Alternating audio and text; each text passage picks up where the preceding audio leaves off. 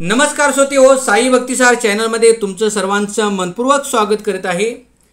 मी तुम्हाला या व्हिडिओमध्ये भगवद्गीतेतील अध्याय 5वा अध्यायाचं नाव आहे कर्मसन्यास योग। कर्मसन्यास योगामध्ये भगवान श्रीकृष्णांनी अर्जुनाला कृष्ण भावनाभावित कर्माबद्दल उपदेश केलेला आहे। ते आपण श्लोक नंबर 11 पासून पुढे पाहणार आहोत। माझ्या चॅनलची प्लेलिस्टचं नाव आहे भक्तिसार।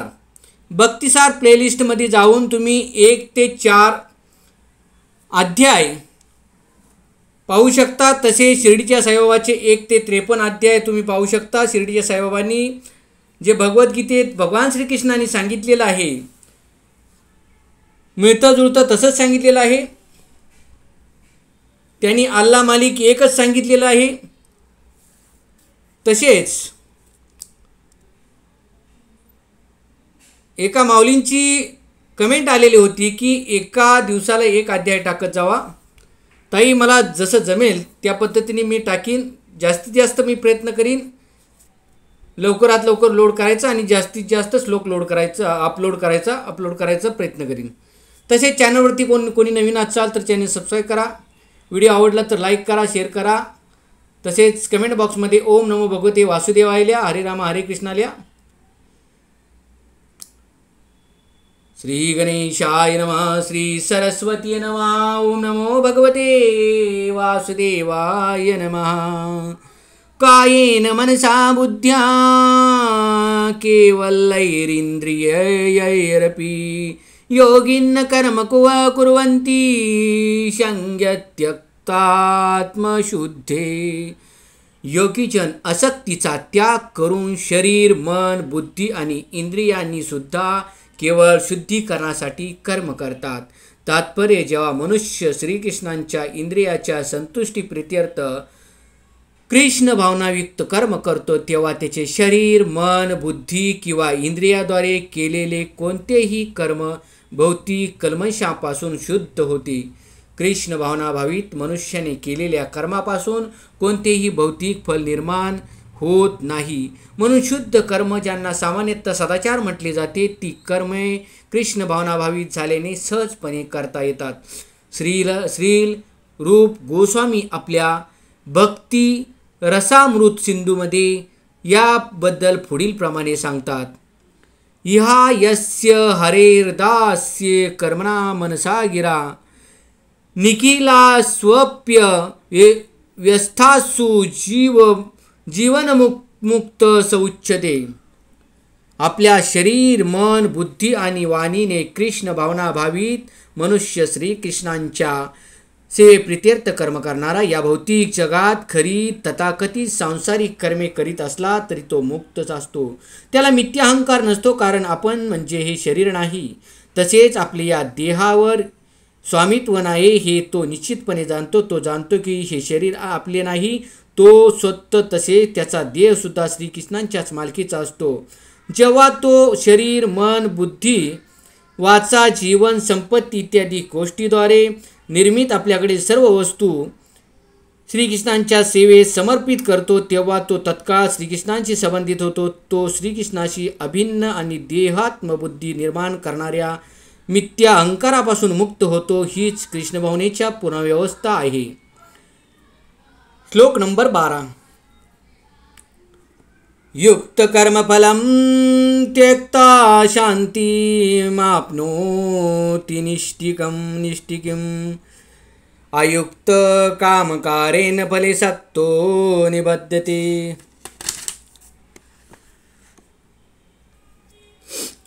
निष्ठेची भक्ती करणारा जीव अढळ शांतता प्राप्त करतो, कारण तो आपल्या सर्व कर्माची फळे मला अर्पण करतो। परंतु जो भगवंताशी संबंधित नाही आणि जो आपल्या श्रमामुळे निर्माण होणाऱ्या कर्मफलांचा लोभी आहे तो बद्ध होतो।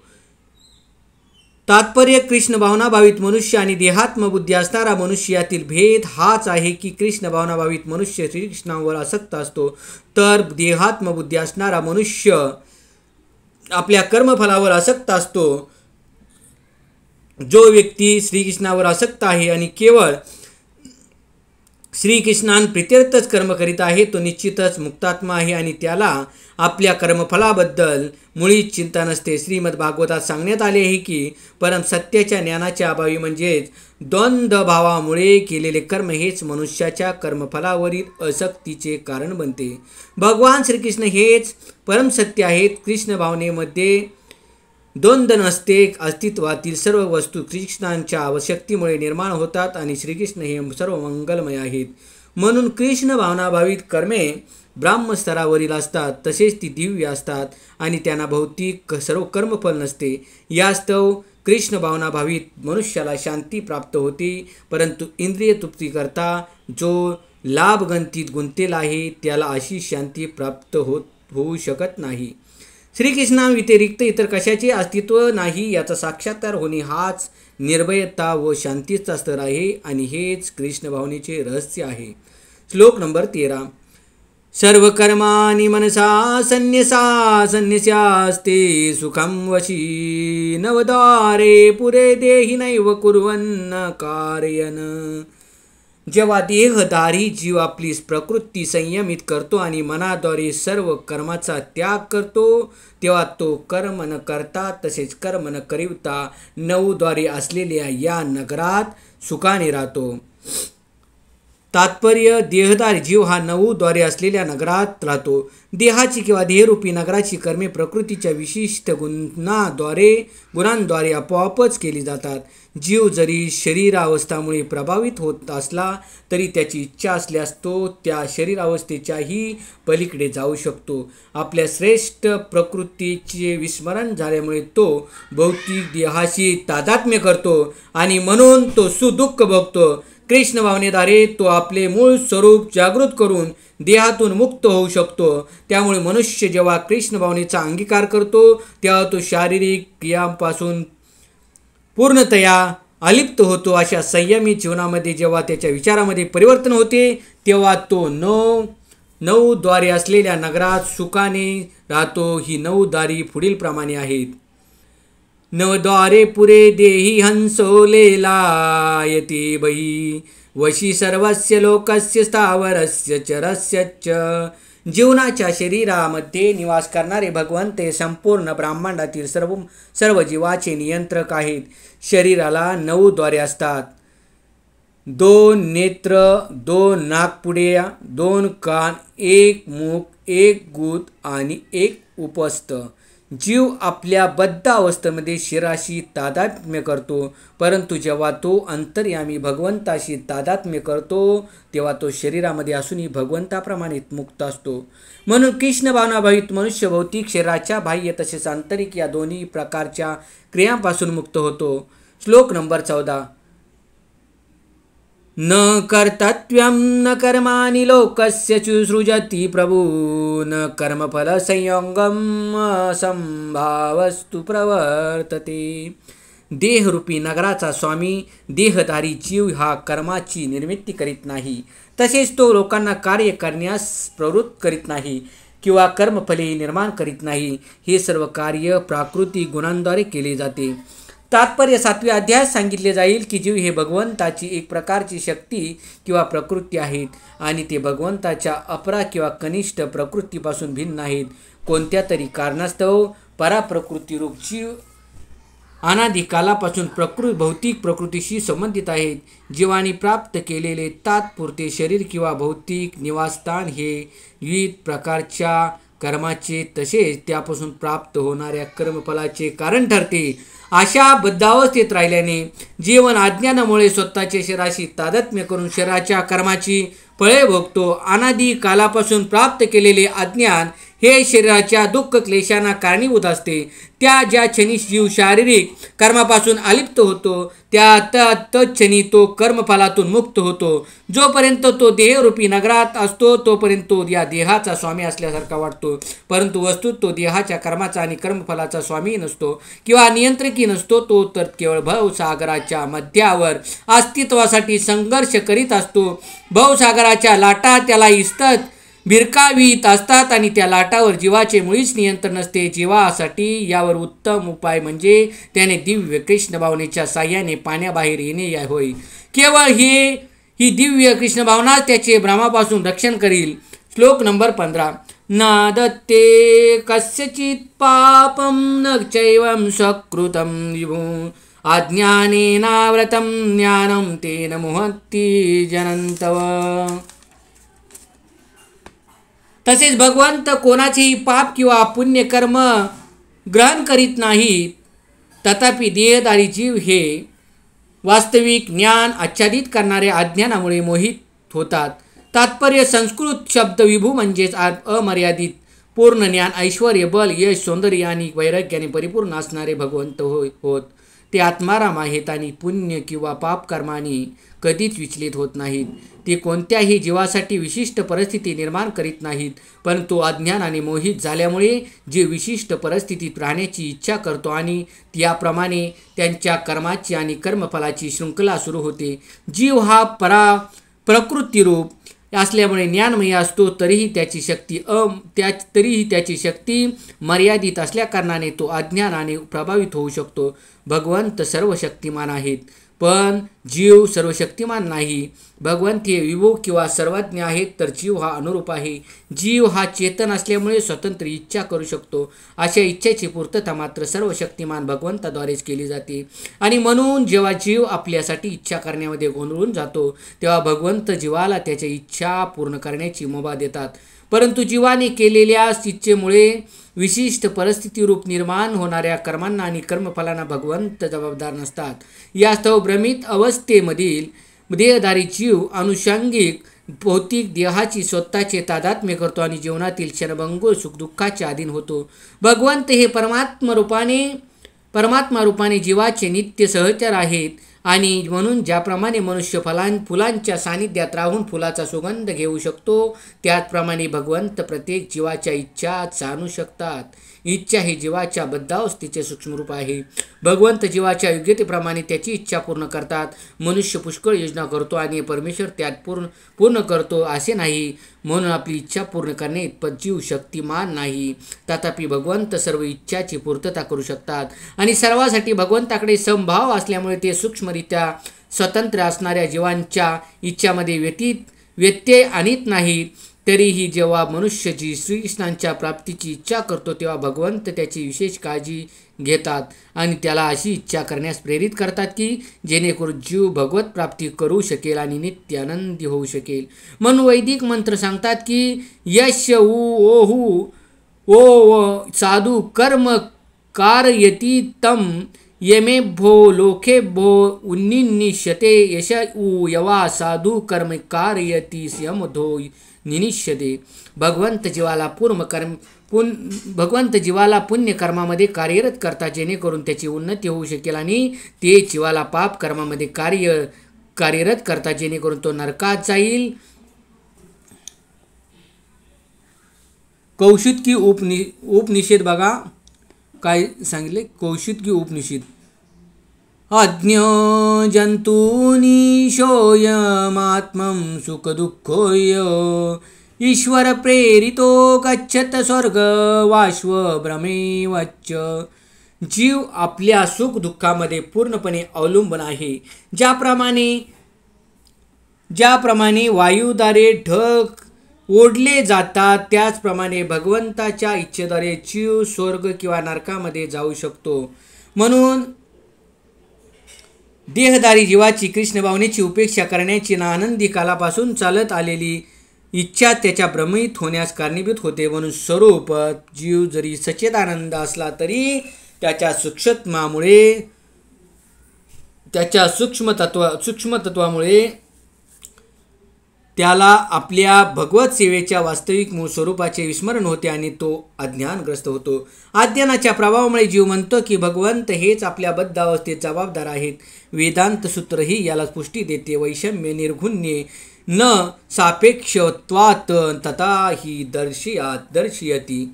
वास्तविकपणे भगवंत कोणाचा द्वेषही करीत नाही आणि कोणावर असक्ती भावही ठेवत नाही, केवळ वरकरणी असे दिसते. श्लोक नंबर 16. ज्ञानेन तु तज्ज्ञानं येषां नाशितमात्मं तेषामादित्यवज्ज्ञानं प्रकाशयति तत्परं परंतु जेव्हा अज्ञानाचा नाश करणाऱ्या ज्ञानाने जीव प्रबुद्ध होतो तेव्हा ज्याप्रमाणे सूर्य दिवसा सर्व वस्तूंना प्रकाशित करतो त्याप्रमाणे त्याचे ज्ञान सर्व गोष्टी प्रकट करते. तात्पर्य श्रीकृष्णांना जे विसरले आहेत ते निश्चितच भ्रमित झालेले असतात, परंतु जे कृष्ण भावनाभावित असतात ते मुळीच भ्रमित नसतात. भगवद्गीतेमध्ये सांगण्यात आले आहे की सर्व ज्ञान प्लवेन ज्ञानाग्नी सर्व कर्मांनी आणि न ही ज्ञानेन सदृश्यम. ज्ञान हे सदैव महत्त्वपूर्ण आहे आणि ते ज्ञान म्हणजे काय आहे. 7व्या अध्यायातील 19व्या श्लोकामध्ये सांगितल्याप्रमाणे परिपूर्ण ज्ञानाची प्राप्ती मनुष्य जेव्हा श्रीकृष्णांना शरण जातो तेव्हा होते. बहुनाम जन्म नाम म्हणते ज्ञानवान्माम प्रपद्यते. अनेक जन्मानंतर जेव्हा परिपूर्ण ज्ञानी मनुष्य श्रीकृष्णांना शरण जातो किंवा जेव्हा कृष्ण भावनेची प्राप्ती करतो तेव्हा ज्याप्रमाणे सूर्य दिवसा सर्व गोष्टी प्रकाशित करतो त्याप्रमाणे त्या मनुष्याला सर्व गोष्टी प्रकट होतात. जीव विविध प्रकारे मोहित होतो. उदाहरणार्थ जेव्हा तो स्वतःला मूर्खपणे भगवंत समजतो तेव्हा वास्तविकपणे तो अज्ञानाच्या जंजाळात पडतो. जर जीव हा परमेश्वर असेल तर तो अज्ञानाने मोहित कसा होऊ शकतो. भगवंत अज्ञानाने मोहग्रस्त होतात काय. जर तसे असेल तर अज्ञान किंवा सैतान भगवंतापेक्षाही श्रेष्ठ असले पाहिजे. वास्तविक ज्ञानाची प्राप्ती परिपूर्ण कृष्ण भावनाभावित मनुष्याकडून होऊ शकते. म्हणून मनुष्याने असा प्रमाणित आध्यात्मिक गुरु शोधला पाहिजे आणि त्याच्या मार्गदर्शनाखाली कृष्ण भावनेचे ज्ञान जाणून घेतले पाहिजे. कारण ज्याप्रमाणे सूर्य अंधकार दूर करतो त्याप्रमाणे कृष्ण भावना निश्चितपणे सर्व अज्ञान दूर करते. आपण शरीर नाही व शरीराच्या अतीत आहोत याचे पूर्ण ज्ञान जरी मनुष्याला असले तरी कदाचित त्याला आत्मा आणि परमात्मा याच्यामध्ये भेद करता येणार नाही. तरी जर त्याने परिपूर्ण प्रमाणित कृष्ण भावनाभावित आध्यात्मिक गुरुचा आश्रय घेण्याची काळजी घेतली तर तो सर्व गोष्टी योग्य प्रकारे जाणू शकतो. जेव्हा मनुष्य प्रत्यक्षपणे भगवंताच्या प्रतिनिधीला भेटतो तेव्हा त्याला भगवंत आणि आपल्या भगवंताशी असणारा संबंध याचे ज्ञान होऊ शकते. भगवंताच्या प्रतिनिधीला जरी भगवंताप्रमाणेच आदरच दिला जात असला तरी तो सत्य भगवंत असल्याचा दावा कधीच करीत नाही, कारण त्याला भगवंताचे ज्ञान असते. मनुष्याने जीव आणि भगवंत यांच्यातील भेद जाणला पाहिजे. म्हणून भगवान श्रीकृष्ण दुसऱ्या अध्यायात सांगतात की प्रत्येक जीवाला तसेच भगवंतांनाही स्वतंत्र वैयक्तिक अस्तित्व असते. वर्तमान काळी त्यांना वैयक्तिक अस्तित्व आहे आणि मुक्तीनंतरही भविष्यकाळात त्यांना स्वतंत्र वैयक्तिक अस्तित्व असते. रात्रीच्या अंधारामुळे आपण सर्वच वस्तू एकच असल्याप्रमाणे पाहतो, परंतु दिवसा जेव्हा सूर्योदय होतो तेव्हा आपण प्रत्येक गोष्टीचे वास्तविक स्वरूप पाहतो. आध्यात्मिक जीवनामध्ये वैयक्तिक स्वातंत्र्य आणि स्वरूप जाणणे म्हणजे वास्तविक ज्ञान आहे. श्लोक नंबर 17. तद्बुद्धयस्तदात्मानस्तनिष्ठास्तत्त्वपरायणा गच्छन्त्य पुनरावर्तिं ज्ञाननिर्धूतकल्मषाम्. जेव्हा मनुष्याची बुद्धी, मन, निष्ठा आणि आश्रय हे सर्व भगवंतावर स्थिर होते तेव्हा पूर्ण ज्ञानाद्वारे त्याची सर्व कल्मेश धुतली जातात आणि याप्रमाणे सहज मुक्ती पथावर अग्रेसर होतो. तात्पर्य भगवान श्रीकृष्ण हे दिव्य परम सत्य आहे. श्रीकृष्ण हेच पुरुषोत्तम श्री भगवान आहेत. या उपदेशावर संपूर्ण भगवद्गीता केंद्रित झाली आहे. सर्व वैदिक शास्त्राचे हेच मत आहे. परतत्व म्हणजे परम सत्य होय आणि परतत्ववेत्ते या परतत्वालाच परमात्मा आणि भगवान म्हणून म्हणतात, भगवान म्हणून जाणतात. भगवान हे सर्वोच्च परम तत्व आहेत. भगवंताहून अधिक दुसरे काहीही नाही. भगवान सांगतात की मत्तं परतरं नान्यत् किंचिदस्ति धनंजय. निर्विशेष ब्रह्माचा आधार ही श्रीकृष्णच आहेत. ब्राह्मण ही प्रतिष्ठम ब्राह्मणो ही प्रतिष्ठाहम. म्हणून सर्व प्रकारे श्रीकृष्ण हेच परम सत्य आहेत, ज्यांचे मन, बुद्धी, निष्ठा आणि आश्रय सदैव श्रीकृष्णामध्ये स्थित आहेत. किंवा दुसऱ्या शब्दात सांगायचे तर जो पूर्णपणे कृष्ण भावनाभावित आहे निसंशय त्याची सर्व कल्मश पूर्णपणे धुतली जातात आणि त्याला परम सत्याचे संपूर्ण ज्ञान होते. कृष्ण भावनाभावित मनुष्य निश्चितपणे जाणतो की श्रीकृष्णामध्ये दैत्य आहे आणि अशा दिव्य ज्ञानाने युक्त झालेला मनुष्य मुक्तीपथावर उत्तर प्रगती करू शकतो. तर श्रोते हो, इथे सांगितलं काय श्रीकृष्णामध्ये दैत्य आहे आणि अशा दिव्य ज्ञानाने युक्त झालेला मनुष्य मुक्तिपथावर उत्तरोत्तर प्रगती करतो। दैत्य आहे म्हणजे दैत्य अदैत्य नाही, दैत्य आहे म्हणजे एकाच वेळी भेद आणि अभेद। श्लोक नंबर 18। विद्या विनय संपन्ने ब्राह्मण्य गवी हस्तिनी शुनी चैव स्वपाकेंच पंडिता समदर्शिनम। विनम्र साधू व्यक्ती यथार्थ ज्ञानाच्या आधारे विद्या विनय संपन्न ब्राह्मण, गाय, हत्ती, कुत्रा आणि चांडाळ या सर्वांना समदृष्टीने पाहते। कृष्ण भावनाभावित मनुष्य जाती किंवा योनी यामुळे मुळीच भेद करीत नाही, जे पहिल्यांदा मगाशी मी तुम्हाला सांगितले ते। सामाजिक दृष्ट्या ब्राह्मण आणि चांडाळ हे भिन्न असतील किंवा योनीचा विचार करता कुत्रा, गाय आणि हत्ती हे भिन्न असतील, परंतु विद्वान पंडिताच्या दृष्टीने शारीरिक भेद निरर्थक आहेत, कारण ते सर्व भगवंताशी संबंधित आहेत आणि भगवंत परमात्मा या आपल्या विस्तारित रूपाद्वारे प्रत्येकाच्या हृदयामध्ये स्थित आहेत। परम सत्याचे असे हे ज्ञान म्हणजेच वास्तविक ज्ञान आहे। निरनिराळ्या जाती किंवा योनीतील शरीराचा विचार केल्यास भगवंत प्रत्येकावर सारखेच दयाळू आहेत, कारण ते प्रत्येक प्राणीमित्राला मित्रत्वानेच वागवतात आणि जीवाच्या बाह्य स्थितीचा विचार न करता ते परमात्मा रूपाने प्रत्येक प्राणीमात्रामध्ये वास करतात। ब्राह्मण आणि चांडाळ यांचे शरीर जरी सारखे नसले तरी ब्राह्मण आणि चांडाळ दोघांमध्ये भगवंत हे परमात्मा रूपाने उपस्थित आहेत। शरीर म्हणजे विविध प्राकृतिक गुणांची भौतिक निर्मिती आहे, परंतु आत्मा आणि परमात्मा हे आध्यात्मिक गुणात्मक दृष्ट्या समानच आहेत। गुणात्मक दृष्ट्या आत्मा आणि परमात्मा समान असले तरी ते परिणामात्मक दृष्ट्या हे समान असू शकत नाहीत, कारण आत्मा हा एका विशिष्ट शरीरातच उपस्थित असतो तर परमात्मा प्रत्येक शरीरामध्ये उपस्थित असतो। कृष्ण भावनामयित मनुष्याला याचे पूर्ण ज्ञान असते आणि म्हणून तो खऱ्या अर्थाने विद्वान असतो आणि त्याला समदृष्टी असते।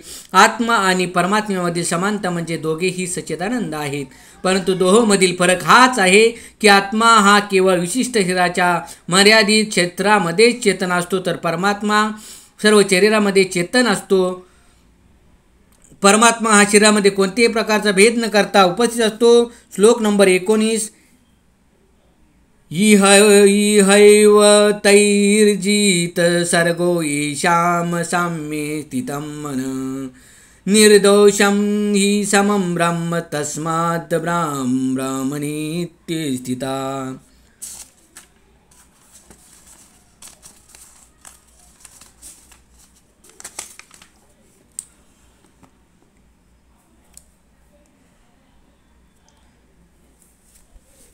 ज्याचे मन एकत्व आणि सत्तेत स्थित झाले आहे त्याची जन्म आणि मृत्यूच्या बंधनावर पूर्वीच ज्याचे मन एकत्व आणि समतेत स्थित झाले आहे त्यांनी जन्म आणि मृत्यूच्या बंधनावर पूर्वीच विजय प्राप्त केला आहे। ते ब्रह्माप्रमाणे निर्दोष आहेत आणि याप्रमाणे ते पूर्वीच ब्राह्म स्थितीमध्ये स्थित झालेले असतात। तात्पर्य वर उल्लेख केल्याप्रमाणे मनाची साम्यावस्था म्हणजे आत्मसाक्षात्काराचे लक्षण आहे। ज्यांनी वास्तविकपणे अशा अवस्थेची प्राप्ती केली आहे त्यांनी भौतिक बंधने विशेषतः जन्म आणि मृत्यू यावर विजय प्राप्त केल्याने जाणले पाहिजे। जोपर्यंत मनुष्य या देहाशी तादात्म्य करतो तोपर्यंत त्याला बद्ध समजले जाते, परंतु जेव्हा तो आत्मसाक्षात्काराद्वारे साम्य अवस्थेप्रत उन्नत होतो तेव्हा तो बद्ध जीवनातून मुक्त होतो। दुसऱ्या शब्दात सांगायचे तर त्याला भौतिक जगतात पुन्हा जन्म घ्यावा लागत नाही, तर तो मृत्यूनंतर आध्यात्मिक जगतात प्रवेश करू शकतो। भगवंत हे निर्दोष आहेत कारण ते आसक्ती आणि द्वेषरहित आहेत। त्याचप्रमाणे जेव्हा जीव आसक्ती आणि द्वेषरहित होतो तेव्हा तो सुद्धा निर्दोष होतो आणि आध्यात्मिक जगतात प्रवेश करण्यास प्राप्त होतो। अशा व्यक्ती पूर्वीच मुक्त झाल्याचे समजले पाहिजे आणि अशा व्यक्तीच्या लक्षणांचे वर्णन खाली करण्यात आले आहे। श्लोक नंबर 20। न प्रह्यशीत प्रियं न प्राप्य नेद्विजेत प्राप्य चा प्रियं स्थिरबुद्धिरसम्बुद्धो ब्राह्मविद ब्राह्मणे स्थित। जो मनुष्य प्रिय वस्तू प्राप्त झाल्यावर हर्षून जात नाही, तसेच अप्रिय वस्तू प्राप्त झाल्यावर शोक करीत नाही, ज्याची बुद्धी स्थिर आहे, जो मोहरहित आहे आणि भगवत विज्ञान जाणतो, तो पूर्वीच ब्रह्मामध्ये स्थित असतो. तात्पर्य आत्मसाक्षात्कारी व्यक्तीची लक्षणे या ठिकाणी सांगण्यात आली आहेत. पहिले लक्षण आहे की तो स्वतःच्या शरीराची मिथ्या तादात्म्य करून मोहित होत नाही. तो निश्चितपणे जाणतो की आपण म्हणजे हे शरीर नाही, तर आपण भगवंताचे अंश आहेत. म्हणून तो शरीराशी संबंधित कोणतीही गोष्ट प्राप्त झाल्यावर हर्षित होत नाही. तशी शरीराशी संबंधित कोणतीही गोष्ट गमावल्याने शोकही करत नाही. मनाच्या या स्थिरतेला स्थिरबुद्धी म्हटले जाते. म्हणून तो स्थिर देहालाच आत्मा असे चुकीने समजून मोहित होत नाही, तसेच देहाला शाश्वत मानित नाही आणि आत्म्याचे अस्तित्व अमान्य करीत नाही. या ज्ञानामुळे तो परम सत्याचे संपूर्ण विज्ञान म्हणजे परमात्मा आणि भगवान जाणण्याच्या स्तराप्रत उन्नत होतो. तो सर्व तऱ्हेने ब्रह्माशी एकरूप होण्याचा मिथ्या प्रयत्न न करता आपल्या स्वरूप स्थितीला पूर्णपणे जाणतो. यालाच ब्रह्म साक्षात्कार असे म्हणतात. अशा स्थिर बुद्धीला कृष्ण भावना म्हणतात. श्लोक नंबर 21. ब्रह्मस्पर्शेश्व सक्तात्मा विंदत्यात्मनि यत् सुखम स ब्रह्मयोगयुक्तात्मा सुखमक्षयमाशुष्णुते. असा मुक्त मनुष्य भौतिक इंद्रिय सुखामध्ये आसक्त होत नाही, तर तो स्वतःमध्ये सुखाचा अनुभव घेत सदैव समाधीस्थ असतो. या प्रकारे आत्मसाक्षात्कारी मनुष्य ब्रह्माच्या ठायी एकाग्र झाल्याने अमर्याद सुखाचा अनुभव घेतो. तात्पर्य कृष्ण भावनाभावित महान भक्त श्री यमुनाचार्य म्हणतात की यदविधी मम चेत कृष्ण पादारविंदे नव नव रस धाम न्युद्यत रंतुमासीत तदवदीबत नारी संगमे स्मर्यमाने भवती मूक विखार सुष्टू निष्ठीवनम च. माझे मन भगवान श्रीकृष्णांच्या चरण कमलामध्ये रममान झाल्यापासून आणि नवीन दिव्य रसाचे नित्य आस्वादन करीत असल्यापासून जेव्हा जेव्हा मी लैंगिक सुखाचा विचार करतो, तेव्हा तत्काळ माझे मुख विकाराने भरून येते आणि मी त्या विचारावर मी थुंकतो. ब्रह्मयोगयुक्त किंवा कृष्ण भावनायुक्त मनुष्य भगवंताच्या प्रेममयी सेवेत इतका संलग्न झालेला असतो की त्याची भौतिक इंद्रिय सुखाची रुची पूर्णपणे नाहीशी होते. भौतिकदृष्ट्या मैथुन सुख हे सर्वश्रेष्ठ सुख आहे. संपूर्ण जग हे मैथुन सुखाच्या प्रभावाखाली कार्यरत आहे आणि विषयी मनुष्य या सुखाने प्रेरित झाल्यापासून मुळीच कार्य करू शकत नाही. परंतु कृष्ण भावनेमध्ये युक्त असलेला मनुष्य मैथुन सुख टाळून अधिक जोराने कार्य करू शकतो. आध्यात्मिक साक्षात्काराची हीच कसोटी आहे. आध्यात्मिक साक्षात्कार आणि मैथुन सुख कधीच एकत्रित राहू शकत नाही. कृष्ण भावनाभावित मनुष्य हा मुक्त जीव असल्यामुळे तो कोणत्याही प्रकारच्या इंद्रिय सुखाकडे आकर्षित होत नाही. श्लोक नंबर 22. येहि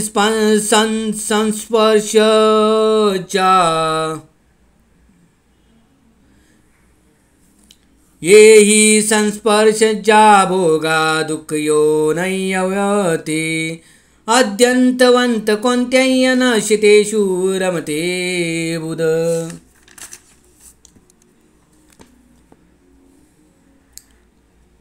भौतिक इंद्रियाच्या संयोगापासून उत्पन्न होणाऱ्या दुःखांच्या कारणामध्ये बुद्धिमान मनुष्य भाग घेत नाही. हे कोणते या अशा सुखांना आरंभ आणि शेवट असतो, म्हणून बुद्धिमान व्यक्ती यामध्ये आनंद घेत नाही. तात्पर्य प्राकृतिक इंद्रियाच्या संयोगामुळे भौतिक इंद्रिय सुखे उत्पन्न होतात आणि शरीर हेच मुळी तात्पुरते असल्यामुळे प्राकृतिक इंद्रिये ही तात्पुरती असतात. क्षणभंगूर अशा कोणत्याही गोष्टीत मुक्त जीव रमत नाही. दिव्य आनंदापासून प्राप्त होणाऱ्या सुखाचे पूर्ण ज्ञान असणारा मुक्त जीव मिथ्या सुपभोग करण्यास कसा मान्य करील. पद्यपुराणात सांगण्यात आले आहे की रमन्ते योगिनो नंते सत्यानंदे चिदात्मनि इति रामपदे नांसो परम ब्रह्मभिधीयते. योगीजन परम सत्यापासून अमर्याद आनंद प्राप्त करतात आणि म्हणून परमतत्व श्री भगवान हे राम म्हणून संबोधले जातात. श्रीमद भागवतात सांगितले आहे की नायम देहो देह भाजाम नु लोको कष्टाम कामान हते विंग बुजाये तपो दिव्यम पुत्रका एनम सत्वम शुद्धेद यस्माद ब्राह्म सौख्यत्वनम तम. पुत्रांनो या मनुष्य जीवनामध्ये असताना इंद्रिय सुखासाठी कठोर परिश्रम करण्याचे कारण नाही. अशी सुखे शुकरांनाही उपलब्ध आहेत. त्यापेक्षा या जीवनामध्ये तुम्ही तपस्या केली पाहिजे, जेणेकरून तुमचे जीवन शुद्ध होईल आणि परिणामी तुम्हाला अनंत सुख दिव्य सुखाचा उपभोग करण्यास मिळेल. म्हणून जे वास्तविक योगी किंवा ज्ञानी आहेत ते नित्य भौतिक अस्तित्वात कारणीभूत असणाऱ्या हे सुखाकडे आकर्षित होत नाहीत. मनुष्य ज्या प्रमाणात प्राकृत इंद्रिय सुखामध्ये आसक्त होतो त्या प्रमाणात तो भौतिक दुःखाच्या जंजाळात पतित होतो. श्लोक नंबर 23. शक्नोति हैवाय सोढुम प्राक्शरीर विमोक्षणात् काम क्रोधोदवाम्येकं संयुक्त स सुखी नरम. वर्तमान शरीराचा त्याग करण्यापूर्वी जर मनुष्य प्राकृत इंद्रियाचा वेग सहन करू शकला आणि काम आणि क्रोध यांच्या वेगांना आवरू शकला तर तो योग्य प्रकारे स्थित आहे आणि या जगात तो सुखी असतो. तात्पर्य, जर मनुष्याला आत्मसाक्षात्काराच्या पथावर उत्तर प्रगती करायची असेल तर त्याने प्रकृत इंद्रियाच्या आवेगांना नियंत्रित करण्याचा प्रयत्न करणे अत्यावश्यक आहे. हे आवेग म्हणजे वाणीयोग, क्रोधयोग, मनोयोग,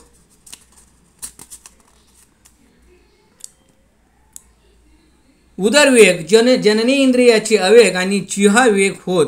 जो मनुष्य या सर्व विविध इंद्रियाचे आणि मनाचे आवेग नियंत्रित करण्यामध्ये समर्थ होतो त्याला गोस्वामी किंवा स्वामी म्हटले जाते. असे गोस्वामी अत्यंत संयमित जीवन जगतात आणि इंद्रियाच्या वेगांचा पूर्णपणे त्याग करतात. भौतिक इच्छा जेव्हा तृप्त राहतात तेव्हा त्याच्यापासून क्रोध निर्माण होतो आणि अशा प्रकारे मन, नेत्र आणि वक्षस्थळ शुद्ध होतात. म्हणून मनुष्याने या भौतिक देहाचा त्याग करण्यापूर्वी त्यांना संयमित करण्याचा अभ्यास केला पाहिजे. जो हे करू शकतो तो आत्मसाक्षात्कारी असल्याचे जाणले पाहिजे आणि या प्रकारे तो आत्मसाक्षात्काराच्या स्थितीत सुखी असतो. काम आणि क्रोध या कठोर परिश्रमाद्वारे संयमित करण्याचा प्रयत्न करणे हे योगी मनुष्याचे कर्तव्यच आहे.